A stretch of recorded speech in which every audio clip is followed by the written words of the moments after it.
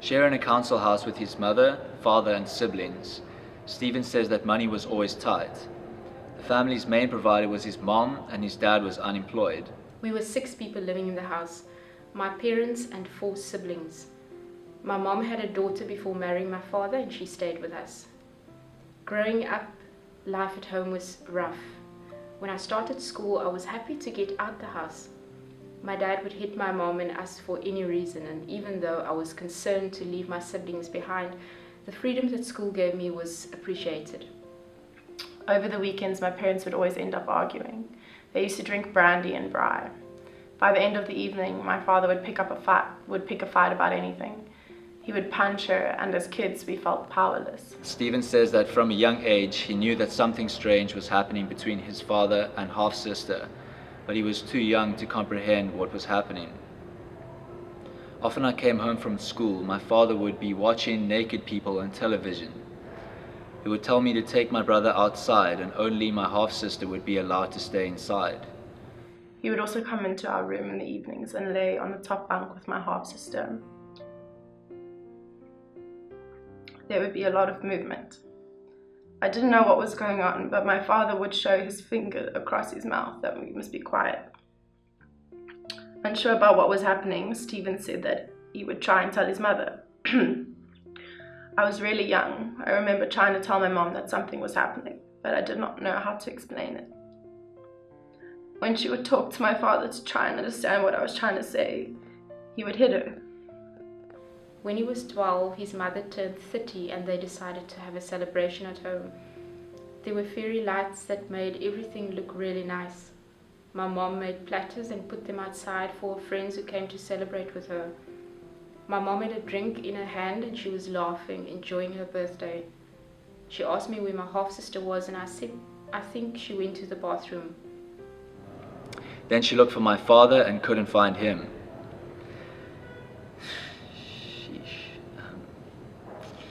Yo, this is so deep. I think just from my side, like when I think about how I was brought up, I think it's often taken for granted just, the values that your parents instill in you and how much of an impact they've got on your view of the world.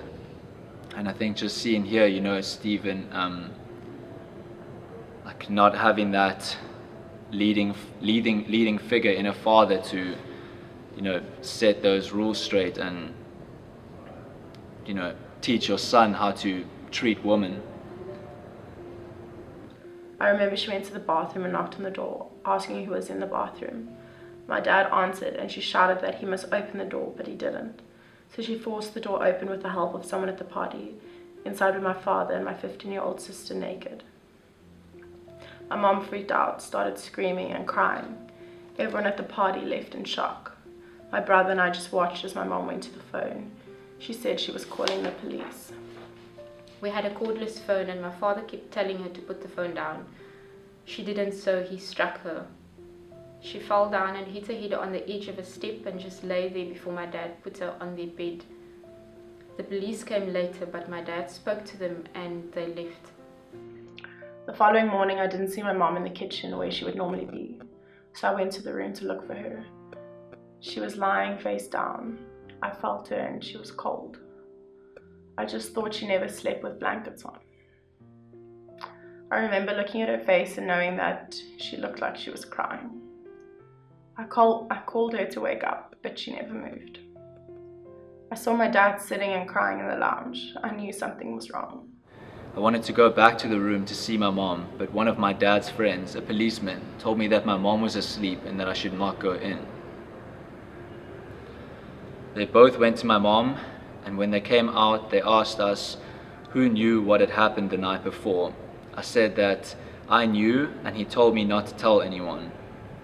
Shortly after that, the paramedics came. I heard them saying that she had died in the early hours of the morning. When the paramedics left, my dad's friend told us not to tell the cops anything, because if we did, my father would go to jail and we would go to an orphanage. My mom lay in that bed for the rest of the day until the mortuary came. Jeepers. In the time before my mom's cremation, my dad took us to see his friend at the police station every night. He would ask us the same questions again and again about what happened to my mom before she died.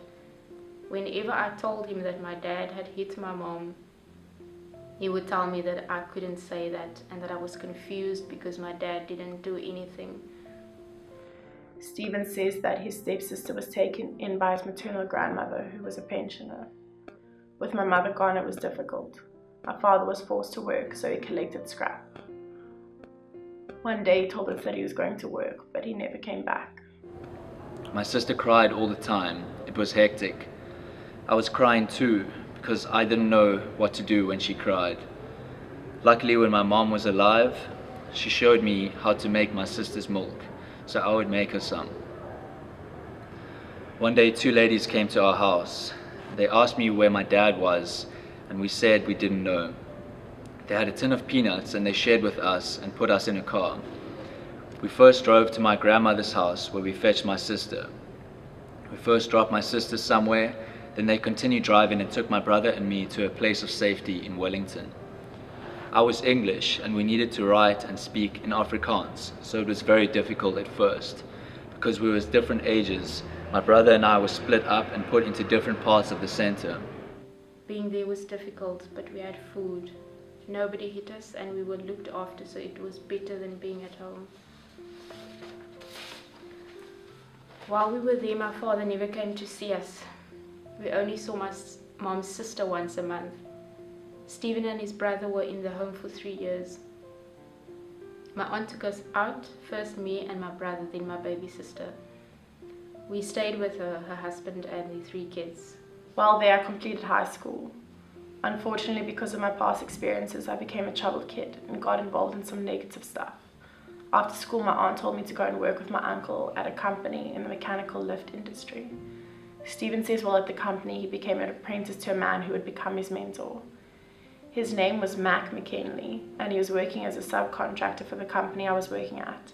He was hard on me, but taught me everything about the industry, and to a certain extent about the concept of working hard. He made such a difference because he was the first positive male role model. I became interested in developing and growing as a person, so I would use any opportunity the company offered me. In the years since Steven joined his current employer, he has grown from being a laborer to currently managing close to 7,000 lifts within the Western Cape. Steven says, "My life has not been a smooth path, but it has its challenges and still does. A turning point in my life was when I began working with my mentor. He provided structure and motivated me. It became clear that one caring adult in a life of a youth can make all the difference. Look out for your mentor, and when transformed, look out for your mentees." Such a lovely way to end it. And I think what I was going to say there before I read the end was just that I feel like I take for granted all the positive role models that I've had in my life, and just how structured my life has been. The role model that my father is, he's my role model, and I just think it's so easy to take it for granted, especially when you're young, how important having a mentor there for you is, and guiding you, and just teaching you right from wrong, but still being tough on you. But I mean, not to that extent. I've just never even considered that people might ever treat their kids like that, and it's really eye-opening. But I think for me, I can definitely just say to youth people in general that find that role model and learn from them. And I think Steven said it so well, that you've just got to be interested in improving yourself, and that's what he did. He never stayed put and accepted what was happening. I think he always knew that there was something better at hand, and I think despite all these things happening to his mother and having to look out for his siblings, he's just taken it on his stride and found that mentor, and I think that's just awesome. That's such an inspirational story. I really love it. Well, like I said in class, when you have somebody sitting there telling their story, it becomes real, as opposed to you watching it on TV or learning from it over the radio, listening to it.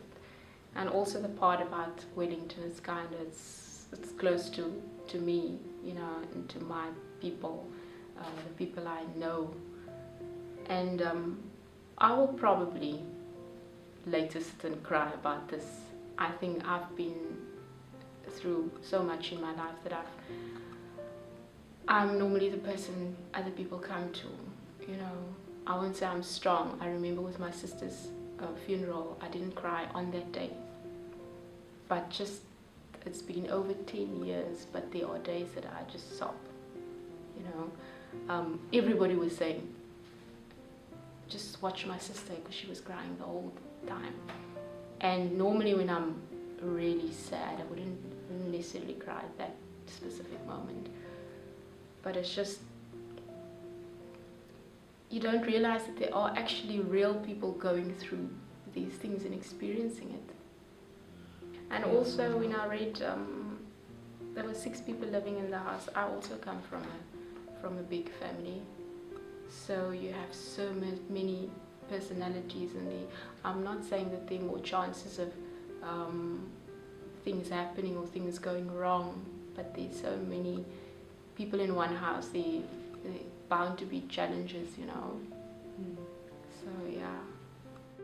I think it's like, it's crazy how he's trying to like explain it in like a simple way that you can understand. There's so much like more, and it's like so deep, and it's like this is explaining everything, but it's like the short synopsis of like years and years of what was going on. And like the part with his sister, I think that upset me. And it's a thing that like happens a lot more than people think, and a lot of people, you know, can't talk about that. Like sometimes it's easier to say, you know, oh well, we didn't have food or we didn't have money, but people are a lot more like ashamed to talk about like sexual assault and things like that. I think it was like really amazing at the end when he was talking about the company, and he was saying like he focused on like growing as a person, so he took every opportunity the company offered him. Just kind of interesting, because I think about it like even here with the opportunities we have here, you know, sometimes they'll say we're going to go here, or you can try enter this competition, and sort of in the back of your mind you're like, oh, like I already have so much to do, like I don't have time for this, you know. But you don't actually think about like when he said that, when I read that part, the first thing I thought was like, you are so stupid sometimes, you can be so selfish, like you have all these opportunities, and most of the time you sit around complaining about you have too much to do, and like basically you have too many opportunities. And when he said like look out for your mentor but look out for your mentees, I think that also I think will stick with me, because it's not just about trying to find someone that can help you, you know, you want to find someone you're going to help too.